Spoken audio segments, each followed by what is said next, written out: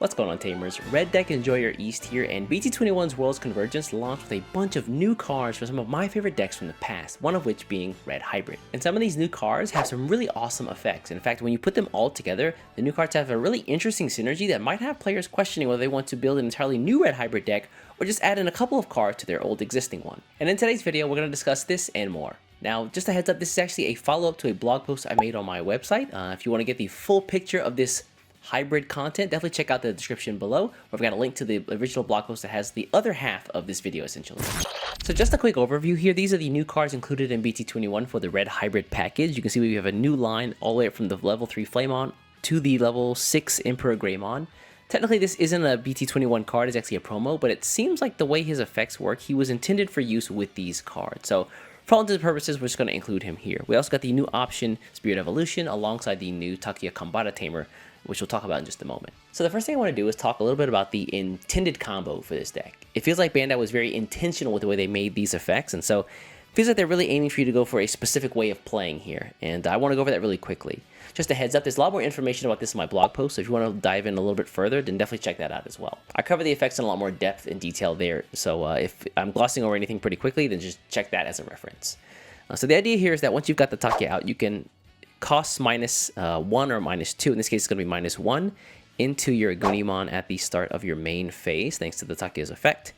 And the Greymon says that once you evolve into him, you can take another Digimon and then stack it up underneath him as a source. You can do something like a simple Flamon, or you can actually put in a Emperor Greymon, which could also be really useful later on. What's nice here is that when he attacks, you can then evolve into another hybrid type at cost minus 1 in your hand, and so this is going to be the Burning Greymon here for 0. He comes from an Agunimon at 1, and then his effect says that once you evolve into him, you get piercing and plus 3,000. So at this point, you've got 4,000 from inheritance effects, then plus 3,000 from his own effect, plus the 6,000 base, which is quite a bit. 13k at this point for level 4, which is incredible. And additionally, whenever you check a security, so if you imagine you attack a Digimon, Digimon will die, and then you can check the security.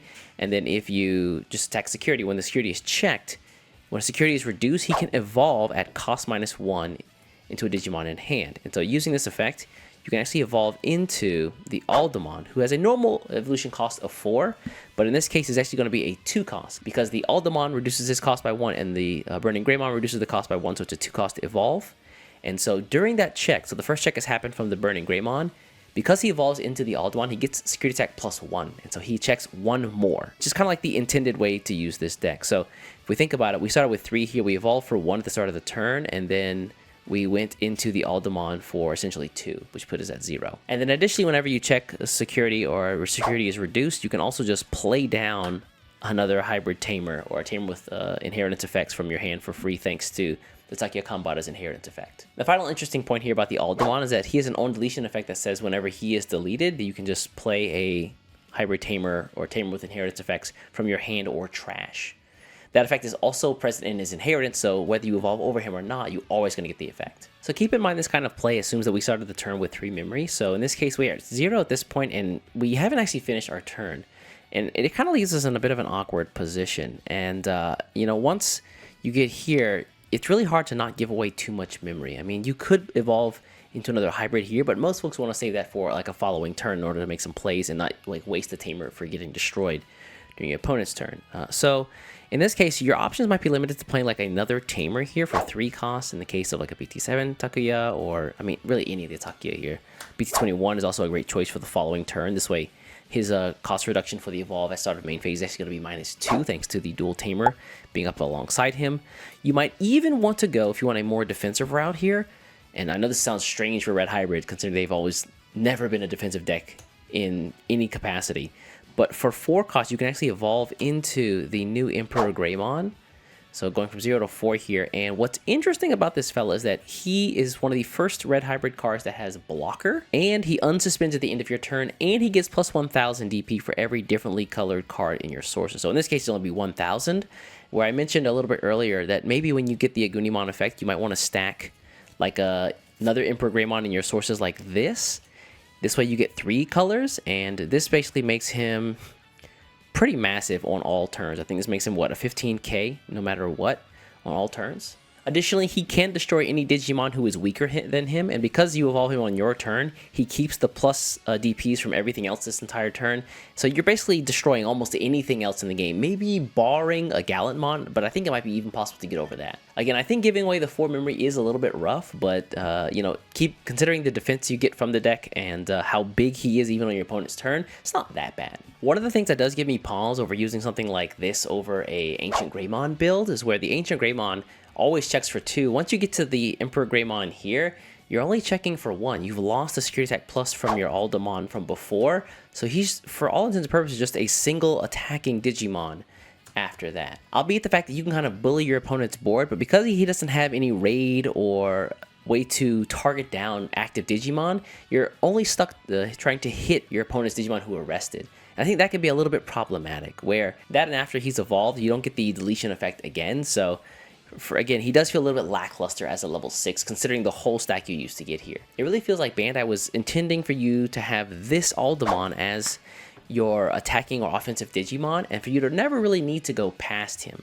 Considering on your turn he is a 17,000 Digimon the turn you build him, and then after that he's what, 8 plus the 4,000 here, which, or even 6,000 if you decide to use the Flamon instead of the Emperor Greymon here. In this case, he's 14k, which is pretty spectacular for a level 5 Digimon in the game. So for me, if I'm looking to be more offensive, which honestly I think is the strength of Red Hybrid, I'm really almost never wanting to go into the Kaiser Greymon unless like I need a blocker to save me from losing the game entirely. And I might just want to opt for something like a Ancient Grey like setup instead of like having this guy set up here. So next I want to very briefly touch on the new Spirit Evolution option card, which I think has some really interesting use cases, but also brings along its own set of challenges.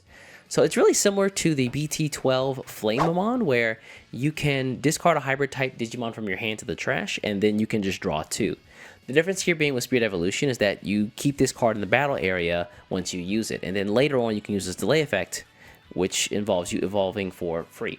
So it says that the next time you play, or anytime you play a Tamer with an inheritance effect, you can spend the delay effect for the option card and then evolve a Tamer on the board into a hybrid type Digimon. So it doesn't have to be the same Tamer that was played. In the case that we have 2 here, we can spin this Hyper Evolution when we played this one, and then just evolve into like a Burning Greymon here on the other Tamer if we want. And honestly, this is kind of the use case that I want for it. Like if you have the Tamer down, here, let's imagine you just hard play the Tamer, and then you've got the Spirit Evolution option here.